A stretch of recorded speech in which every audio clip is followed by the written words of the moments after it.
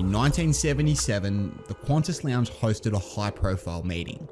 One of those in attendance was Gough Whitlam, just 2 years on from being fired as Prime Minister. Well, may we say, God save the Queen, because nothing will save the Governor-General. But one of the others was Warren Christopher, Jimmy Carter's Assistant Secretary of State. President Carter apologizes for his government's actions in Panama. Jimmy Carter vows that the events of 1965 will never be repeated. Christopher was clear. He was speaking on behalf of the president. And according to Carter himself, America would never again interfere with Australian domestic processes. But I wonder if you can spot the controversial word, again. Was Carter actually confirming that America hadn't just toppled the governments of faraway lands like the Congo, but had toppled the government of its most loyal ally? I want to tell you the story of Gough Whitlam. And saddle up, because ex-US intelligence officials say things like this. Mr. Whitlam's government was a threat. That's the way they described it. Yes. Did you get the impression that things had changed once the Labor government, the Whitlam government, came into office from what they had been before? And did they change after he left? It was a bit of celebration that Mr. Whitlam had been canned.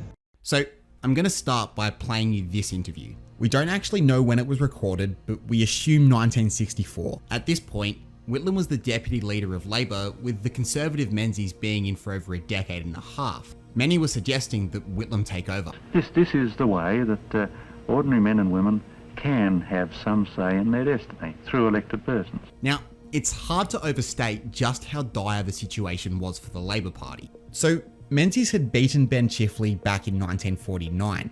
Chifley led a strong opposition, but actually died while in opposition.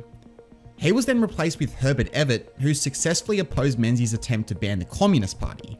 But when a Soviet spy defected to Australia, Everett accused the spy of faking documents and reached out to the Soviets to verify the accusation. In a Red Scare world, this was seen as treachery, and Labor were doomed. In fact, a group called Democratic Labor broke away from the Labor Party and campaigned against them with ads like this. Voting in this election is a little like buying a car. Liberal model, looks flashy, costs a fortune to run. ALP, worn out, falling to pieces, only goes if you push.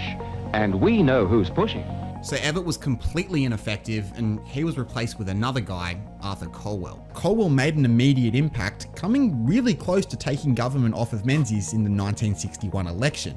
But Australia's attention was soon distracted by something else. As American involvement in Vietnam increases, she looks to her loyal allies. The nation looks at Menzies. What will he do? Now, unlike World War II, Australia's participation wasn't simply a given. Britain had pursued a policy of involving themselves no further east of the Suez Canal, and other usual suspects like Canada and Poland were officially neutral. For Menzies, he'd built his platform around being strong against the communists, and so when he decided to support America, you'd actually be surprised at just how much popular support he had. Tell me, what do you think about sending troops to Vietnam? I think it's a good idea. Well, if it's going to protect Australia, I think it's worthwhile. I think it's got to be done. I haven't got any choice at this stage. For Colwell and his deputy, Whitlam, they both opposed the war. But having brought Australia into the war, Menzies decided it was his time to retire. I told both government parties that I was proposing to resign, and I told them the reasons in terms with which you are now familiar. Menzies was replaced with a guy called Harold Holt, and in 1966, he convincingly beat Colwell in the election. For Labor, it was yet another defeat, making it 9 election losses in a row. For a reference point, that'd be the equivalent of the Republicans not winning a presidential election since Reagan. So 2 months after the election, Colwell resigned and in came Gough Whitlam.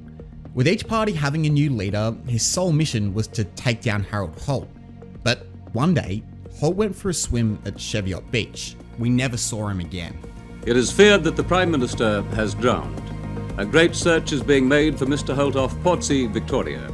However, no official announcement has been made as to the fate of the Prime Minister. So obviously having your leader presumably drown is a massive news story, but for us it's one for another day. Holt was replaced with a guy called John Gorton, who actually started to withdraw Australia from Vietnam. But in 1969, Whitlam made massive electoral gains and looked poised to defeat the Liberal Party in the next election. The Libs got skittish, knifed Gordon, and replaced him with Billy McMahon. After over 2 decades of Liberal government, finally the Liberals were here for the taking. And that became Whitlam's tagline. As Whitlam launched his campaign, the crowd all chanted the mantra, "It's time."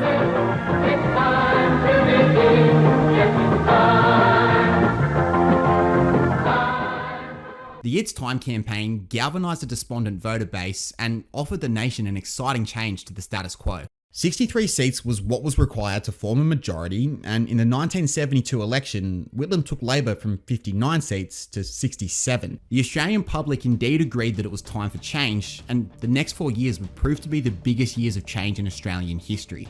In fact, Whitlam gave Australia its first taste of universal healthcare. Under the Liberal Party, free healthcare was made available to what were considered vulnerable groups such as migrants and the unemployed. Whitlam argued that this unfairly impacted low-income earners and that it actually instead made sense to invest in the healthcare of your workers. The decision we will make for our country on the 2nd of December is a choice between the past and the future, between the habits and fears of the past and the demands and opportunities of the future. Now, when Whitlam won the lower house in 1972, this was what the Senate looked like. With Liberal and Labor split evenly, Democratic Labor actually held the balance of power.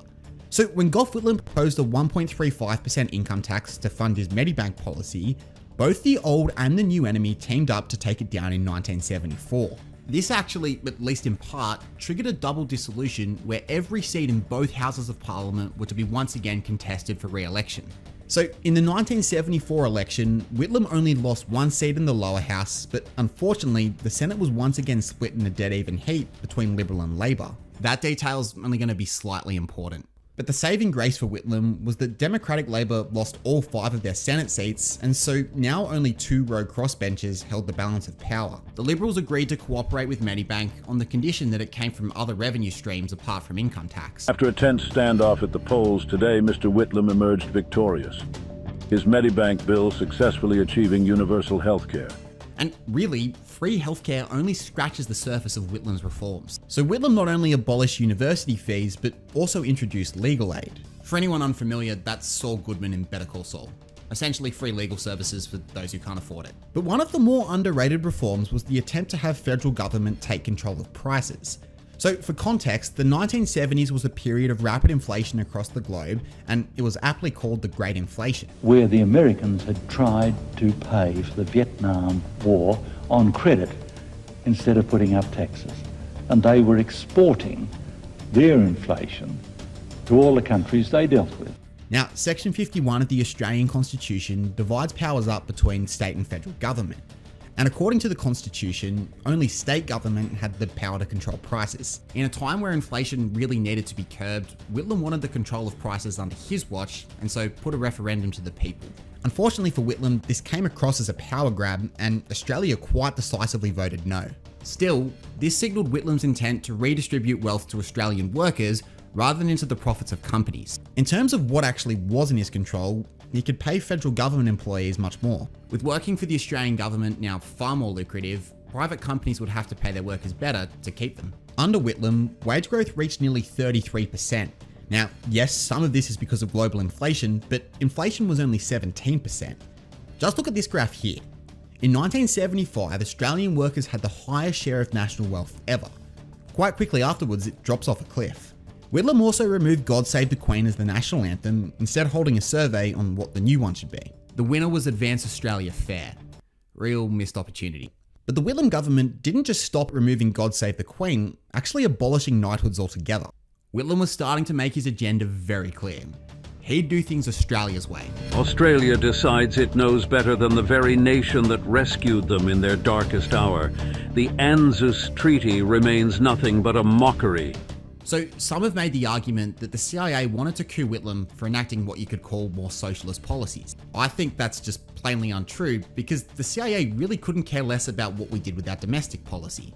Take China for example. Having long recognised Taiwan as the legitimate Chinese government, in 1971 Nixon started to make moves to instead move towards the communist mainland. After Mao fell out with the Soviets, Nixon felt the enemy of my enemy is my friend, and made secretive moves to meet with Mao through Pakistan. But here's the crazy thing. Gough Whitlam had already made that exact move. From opposition, Whitlam had visited China in 1971, and when his government came to power in 1972, Whitlam normalised relations with the PRC. For reference, Nixon visited in 1972, but America wouldn't normalise relations until 1979. So Gough Whitlam was pursuing something of a truly independent foreign policy, and in this respect, was actually ahead of America. Whitlam also formalised the independence of Papua New Guinea from Australia. I cannot stress too often that the decision for independence is not only a decision about Papua New Guinea, it is about Australia and Australia's view of her own proper role in the world. To much opposition within Australia, Whitlam supported Indonesia's annexation of East Timor, arguing that they were too small for self-government. Now, this was particularly controversial with much of his voter base, considering he had the exact opposite stance on Indigenous issues, abolishing the assimilation policy to instead give Indigenous self-determination. So, if the CIA couldn't care less about Whitlam's domestic policy, and in some instances were actually following Whitlam's lead on foreign policy, what motive could they possibly have to knife him?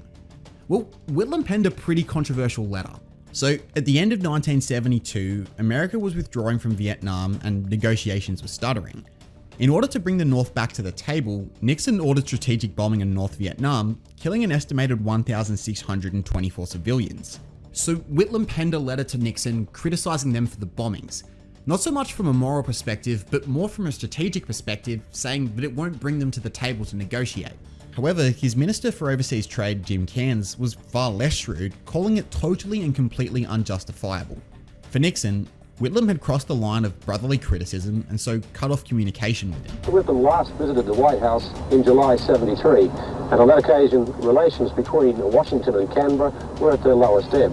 3 Labor ministers had personally attacked the former American president, Mr. Nixon, and Mr. Whitlam had referred to the parlous state of the American presidency. It's actually crazy to think that our Prime Minister was given the silent treatment. When Nixon was ready for communications to once again begin, it had to be on their terms, with National Security Advisor Henry Kissinger saying in 1973 that Whitlam needed to be, quote, kept in line. Yeah. In 1973, Whitlam's government also faced this issue. Sydney has been put on high alert after right-wing Croat nationalists bombed the Yugoslav tourist agency in George Street. So in 1973, the president of Yugoslavia, Josip Tito, was making a state visit to Australia. However, before he arrived, the Yugoslav tourist agency was bombed by right-wing Croatian separatists.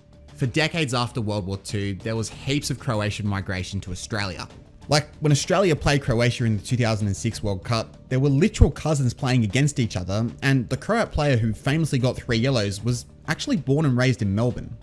However, Whitlam's Attorney General, a guy called Lionel Murphy, felt as though our intelligence organisation ASIO wasn't concerned enough about the risk of Croat violence to Tito.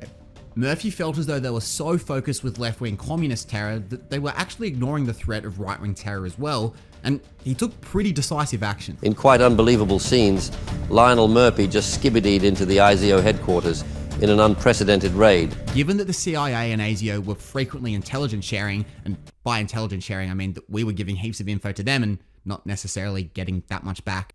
And so Murphy's raid on ASIO wasn't just perceived as a message to Australian intelligence, but to the CIA too.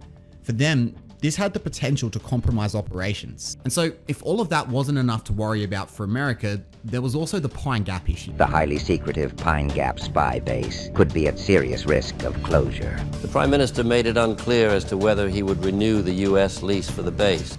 So many of you would have seen the video where Friendly Geordies and Boy Boy tried to sneak into Pine Gap. Well, the base doesn't want you here. Okay. So you'll have to exit. What goes on in here? Well, they don't tell me that. I'm not important enough. Essentially, it's an American spy base that's right here in the middle of the outback. It was set up in 1966 to monitor missile tests in Asia. However, Kissinger used it to carpet bomb Cambodia and Vietnam and failed to inform Whitlam that he'd issued a DEFCON 3 alert to the base during the 1973 Yom Kippur War. The key issue was that the lease was up for renewal in 1977, and Whitlam wasn't exactly always warm to the idea, even saying to Parliament that the Australian government takes the attitude that there should not be foreign military bases, stations or installations in Australia. We honour agreements covering existing stations, but we do not favour the extension or prolongation of any of those existing ones. If Whitlam were to win re-election in 1974, America would be in danger of losing its key asset. James Jesus Angleton even said this. And when we saw this Whitlam government come into power, and this Attorney General moving in, barging in, we were deeply concerned as to the sanctity of the information. But if you want to get rid of a foreign leader, it actually isn't just as simple as rocking up and assassinating them. For instance, the CIA unsuccessfully tried to assassinate Patrice Lumumba by poisoning his toothbrush, while unsuccessful in assassinating Castro in the Bay of Pigs invasion, and in a post-JFK world, the House and Senate were now starting to look into CIA abuses of power. In other words, a coup would only really be possible if other circumstances turned against Whitlam. And the Senate proved to be that issue. As the Senate waits in nothing but complete deadlock, the opposition leader says he'll only block supply if Whitlam's government were to commit a reprehensible act. So remember, this was how the Senate looked after the 1974 election. However, in 1975, this guy, an independent senator called Michael Townley, joined the Liberal Party. This meant that it was 30 to Liberal, 29 to Labor, and 1 from the Liberal movement. This then got worse when Lionel Murphy resigned to take up a position on the High Court. The state that the senator was from got to choose a replacement for the outgoing senator, and it was convention to choose from the same party. However, the New South Wales Liberal government broke convention and chose Cleaver Bunton, someone with no party affiliation. So now the Senate looked like this. But once again, things got even worse. The Queensland Senator Bertie Milliner has died. All eyes turn to Premier Joe Bjelke-Petersen to choose his replacement. If he breaks convention, Whitlam's government will be in tatters. So a Queensland Labor senator called Bertie Milliner actually died, giving the ultra-conservative Queensland Premier Joe Bjelke-Petersen the power to choose his replacement. While Bjelke-Petersen did choose someone from the Labor Party, he chose a factional enemy of Whitlam's called Albert Field. So now it looked like this. Field was actually willing to vote against Whitlam, giving the new opposition Malcolm Fraser a majority in the Senate. Whitlam actually took Field to the High Court, and while this happened, Field agreed to stand aside. However, that reduced the number of senators down to 59, and with Fraser now having 30, that was still a majority. It is the first time that the members of both houses have sat together as a single legislative body. Fraser now had the power to torpedo Whitlam's government at any point. However, Fraser said he was waiting for, quote, reprehensible circumstances. In 1975, he got them. How's this for a news story? The Australian Prime Minister could very well be sunk by Pakistani money that was linked to the assassinated King of Saudi Arabia, King Faisal. Okay, so there were 2 main scandals that led to Fraser blocking supply, both involving Jim Cairns. Now, he'd been moved from Minister of Overseas Trade to now Treasurer. And while Treasurer, hired a new secretary with no experience, Junie Morosi. Yeah, you can probably see how this one ends. But remember, Cairns was the treasurer, and a married man might I add, and so people accused him of being far more concerned with philandering with his secretary than actually managing the economy. Though the affair wouldn't be confirmed until later, Whitlam was repeatedly asked about the appointment, and his mantra remained the same. Cairns' ministry, Cairns' decision. But the second scandal involving Jim Cairns also involved this guy, Rex Connor. He was Whitlam's Minister for Resources, and in 1975, he wanted to nationalise the mines. The theory was that they were our collective resources, and so their profits should be shared across the nation. Now, you can't just click your fingers and say, I own the mines. In a society of fair commerce, you actually have to buy majority ownership in the companies that are doing the digging. Again, remember, this was the Great Inflation, and so the government couldn't just go into deficit and print off more money to buy ownership. Instead, it needed a loan, and Rex Connor found a guy called Tirath Kemlani. The disgraced Tirath Kemlani is set to come out to Australia and plead his case that Gough Whitlam knew all along about his blood money. So Tirath Kemlani was a Pakistani financier who could hook up Rex Connor with the cash, $4 billion to be specific, to go ahead and nationalise the mines. Now, for big foreign loans like this, it had to go through the Loans Council and the Treasurer's Office, who, remember, was Jim Cairns at this point. Cairns approved the loan, but did not go through the council and then lied to Parliament about going through the council. How crazy is this though? The loan then fell through because Kemlani's provider was King Faisal of Saudi Arabia, who was assassinated by his nephew before anything went through. When the news broke, Whitlam fired Cairns as treasurer and ordered Connor to pull the plug. Connor kept going in secret, and so Whitlam then fired him too. Not only did Whitlam's cabinet lie to Parliament, it also seemed as though Whitlam couldn't control them. It then got even crazier though, as Kemlani then came out to Australia and said that Whitlam was in on the loan the whole time, and at one point was interviewed by a young John Howard. My standing was very good in Middle East and in the world where the monies are given in large sums, loans or other things, because I was dealing with commodity for the last 10 years. You see. So this is in fact the first real loan that you've been engaged in as a money broker? Yes. Despite not actually producing any proof, Fraser had his reprehensible circumstances and ordered the Senate to block supply. By the way, supply was the bill that allocated funding to federal government employees. If you couldn't get that bill through, then you couldn't pay your workers and therefore you have no government. The meeting condemned the threats by the Prime Minister to attempt to govern without a budget. It was a threat to the basic safeguard of democracy.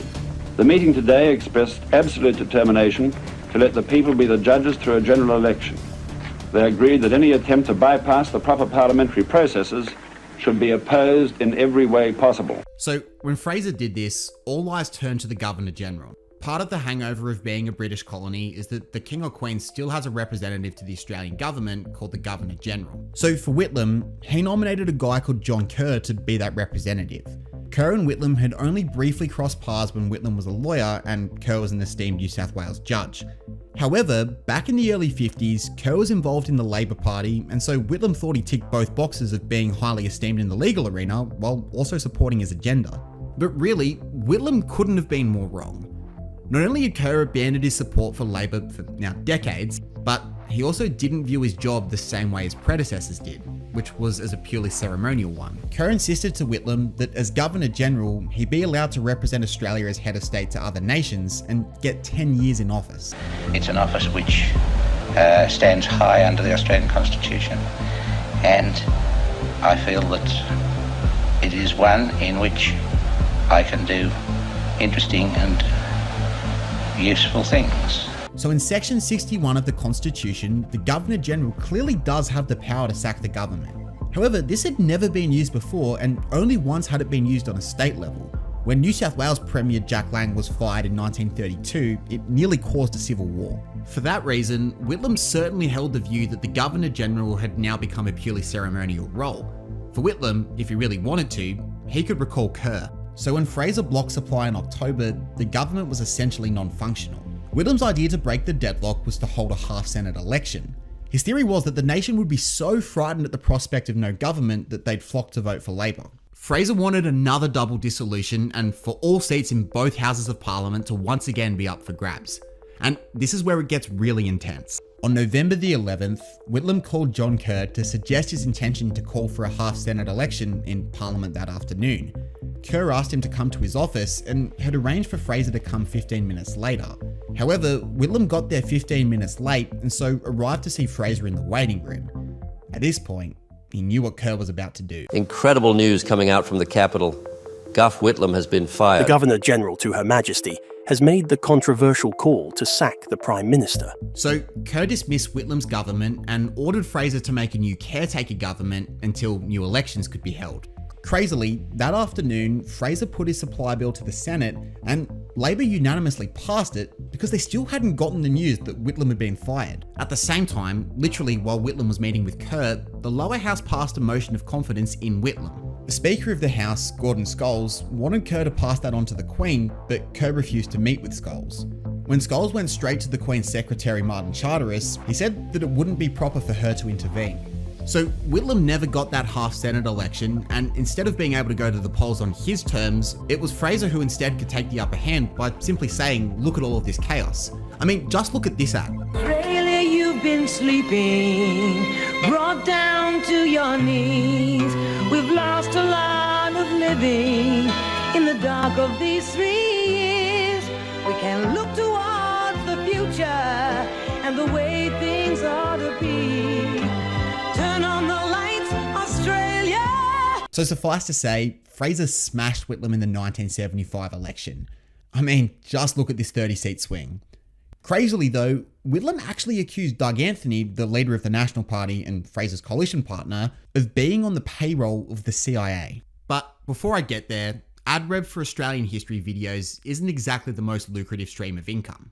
In fact, some videos actually run at a loss. But that's no reason to abandon Australian history. At Mr. M History, we are the loyal 30-odd thousand people or so that have chosen to follow Edmund Barton over Piers Morgan. In order to keep making documentaries like this, we actually can't just rely on AdRev. For that reason, we've set the 10 plus Prime Ministers in 10 days challenge, where we actually walk you through the first 50 years of federated Australian history with lectures and activities. Not only that, but you actually get to shout out a message on the pod and influence the official poll as to who Australia's best Prime Minister was from 1900 to 1950. It's $20, these are some of the reviews. Click the link in the description to sign up. Anyway, the first reason why the CIA theory has legs is because of a guy called Christopher Boyce. He's most famous for having a movie made about him called The Falcon and the Snowman, a story of how he started to sell US secrets to the Soviet Union. But according to Boyce, he only sold the secrets to the Soviets because he was becoming increasingly disillusioned with the state of American intelligence. And it was actually his discoveries around Whitlam which caused that initial disillusionment. The executive agreement meant that all information was to be shared between the American government and the Australian government. And along came Mr. Whitlam. When I went to work for the project, the initial security briefing that I had, I was told that in fact we weren't going to live up to that agreement and that we hadn't been, and that there was information that was being withheld, and also that the Argus project, which was the advanced rhyolite project, was to be hidden from Australians. So Boyce worked for a company called TRW, an aerospace and weapons contractor closely affiliated with US security. Essentially, he was based in Los Angeles and got messages from Pine Gap. And just listen to the way he said his colleagues spoke about Whitlam. Even though the bases were in Australia? Well, yes, Mr. Whitlam's government was a threat. That's the way they described it? Yes. Did you get the impression that things had changed once the Labor government, the Whitlam government, came into office from what they had been before? And did they change after he left? It was a bit of celebration that Mr. Whitlam had been canned. But simply having a motive isn't proof of anything. To be honest, I'd be really surprised if the Americans weren't talking about Whitlam in that way. To prove a conspiracy, we need to link the actions of US intelligence to the actual outcome. Did they talk about how or why he was forced out? No, but there was references to your Governor General by the Central Intelligence resident there at TRW in the Rhyolite Project. They called Mr. Kerr, our man Kerr. What, the CIA man said that? Yes, Joe Harrison said that in the security area one time I ever heard that. You heard that correctly. I mean, he might be the only American you've ever heard to use the term Governor General. But Boyce very strongly made the allegation that his colleagues spoke fondly of Kerr. And Boyce would apologise for a lot in his life, particularly his theft and rash anger as a young man. But in 2014, he doubled down on this statement. I thought your Governor General, when he finally pulled the plug on Whitlam, I thought he was a CIA, flunky. I thought, and he was greatly admired in the project. I mean, the CIA resident there, Joe Harrison, was walking around calling him our man Kerr. Ultimately, Boyce finished the interview by saying that he was certain that a coup happened, but that he just couldn't prove it. To me, that was a coup. You Australians can call it whatever you want, but I cannot sit here and prove it, but I believe it. So this guy right here is a guy who actually has quite little search results on Google, Marshall Green. He was previously the ambassador to Indonesia, but in 1973 became the ambassador to Australia. What's also fascinating about him was that he had a nickname, the Coup Master. Just weeks after landing on the ground in Indonesia, the CIA supported Suharto in not only dethroning Sukarno, but in also executing anywhere between 500,000 to 2 million communist affiliates. Well, according to what I've heard, Marshall Green told Whitlam that he was concerned that I, as Deputy Prime Minister, the second person in Australia apparently, would find out what those bases were for. Apparently only one had to know, and that was Whitlam. But what role did Green have in ousting Whitlam? Well, according to one of Whitlam's ministers, Clyde Cameron, almost every country he ever went to had an uprising. And in 1983, he said Australia was no different. You can look at the video on the ASO website. I can't play it for legal reasons, but link will be in the description. But more than that, the late great John Pilger actually wrote of an incident where Cameron claimed that Green had been even more direct. In response to Labor's attempt to nationalise the mines and therefore threaten the profits of US multinationals, Cameron alleged that Green said we would move in. What you might not know was that after Whitlam's victory in 1974, Nixon had commissioned a report, most of which is still heavily redacted, on investment prospects in Australia. In November of 1974, Green had lunch with Rupert Murdoch, where Murdoch predicted that Whitlam would be finished in a year due to Senate issues. Whitlam's minerals policy actually threatened a business venture of Murdoch's, which was a joint venture with BHP to build an alumina refinery. In early 1975, Murdoch ordered his editors to quote-unquote kill Whitlam. Gough Whitlam, more like Cough Spitlam, communist scum. So the next man in focus is actually the president himself, Jimmy Carter. After Watergate, Gerald Ford took over the poison Republican chalice and lost to the Democrat Carter. It's a new era as Carter apologises for the sins of US intelligence's past. According to the president, America will uphold the sovereignty of other nations. Now, Carter's pretty well known as a president that sought to curb the influence of the CIA, and in his first year in office, went on something of an apology tour to atone for the sins of their past. So at this meeting in 1977, where his Deputy Secretary of State Warren Christopher, his ambassador to Australia Philip Alston, Whitlam's private secretary Richard Butler, and of course, Whitlam himself. According to Whitlam, these were the key takeaways from the meeting. Firstly, Christopher made it clear that he was communicating on behalf of the president. Secondly, Carter respected the democratic rights of its allies. Thirdly, that Carter would work with whatever government was elected. And finally, that America would never again interfere with Australian domestic processes. Of course, what's most notable is the use of the word again. Alston died in 1998 and never commented on the issue. However, in 2007, Christopher confirmed the meeting and made no attempt to rebut Whitlam's account. That only left Richard Butler, who also spoke of the account in 2014. According to Butler, Whitlam was actually quite scatty for the years after his dismissal and asked no follow-up questions. Butler said that after the meeting he said to him, "Comrade, what was that all about?" With Carter approaching 100, there's a great likelihood that the intention of this meeting will die with him. But there's still even more. It's one of Australia's biggest mysteries, involving drug trafficking, money laundering, CIA spies, and claims of murder.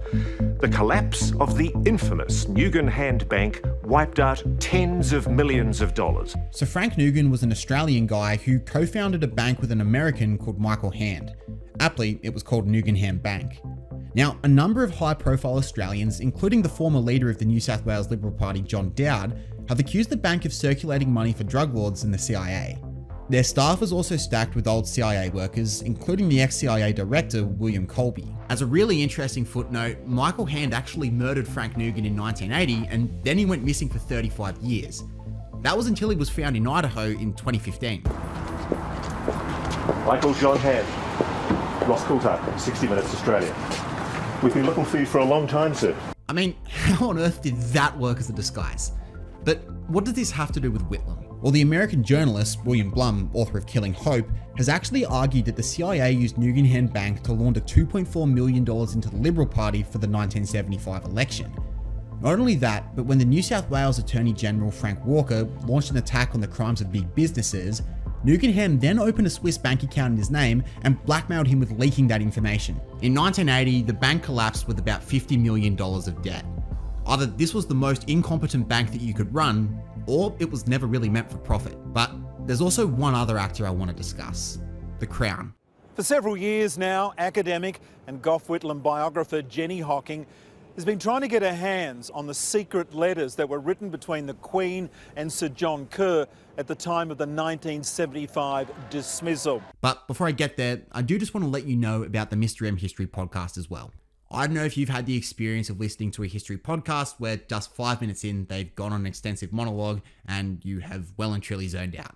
On Mr. M, we've got Ben and PY, who are just average Joes that keep me accountable and ask the questions that the audience is thinking. The French probably want the harshest penalties, right? Correct. Because they've been they were the closest to worst it. hit, right? Yeah, Because they never really got to England. They surrendered in World War II. Yeah. Well, you were still thinking about which way, weren't you? We've got over 50 topics that you can look at wherever you get your pods. Now, when it comes to the Royals, I really do want to make one thing clear. I'm Team Piers Morgan, and so that actually might cloud my view. But to actually defend them here, remember that John Kerr was looking to wield a power that many considered to be extinct. To make such a big move, he needed some validation, and so he went looking to the Crown. What's really interesting is that a historian from the Whitlam Institute, Jenny Hocking, sought access to Kerr's letters to the Crown. By Australian law, this was possible after a 30-year waiting period because it no longer compromised national security and could give us some pretty juicy history. However, the National Archives opposed them being made public on the basis that they were personal rather than government documents. The case went to the High Court, and the court sided with Hocking and basically said, show us the emails. Jenny Hocking then wrote a brilliant book called The Palace Letters. Now, there's heaps of examples that you could choose from, but I want to draw your attention to just a couple. The first came from correspondence with Prince Charles. So Papua New Guinea celebrated independence from Australia on September the 16th, 1975, exactly 1 month before Fraser blocked supply. Prince Charles and John Kerr were both at the celebrations. The next month, Kerr actually wrote a letter to the Queen's secretary, Martin Charteris. That's this guy from the Crown. Martin, you've worked at the palace now for what, 3 years? I'd have thought that long enough for you to know the ropes, understand the rules, the way things are done. I think I do. Manifestly not. In the letter to Charteris, Kerr recounted a conversation with Prince Charles where he said he was weighing up sacking Whitlam. Remember, this was still a month before supply got blocked. According to Kerr, Charles gave him assurance that if Whitlam fired him first, the Queen wouldn't necessarily have to accept Whitlam's request to recall him from duty. Not only that, but in letters between Charles and Kerr in March of 1976, Charles congratulated Kerr on taking, quote, right and courageous action.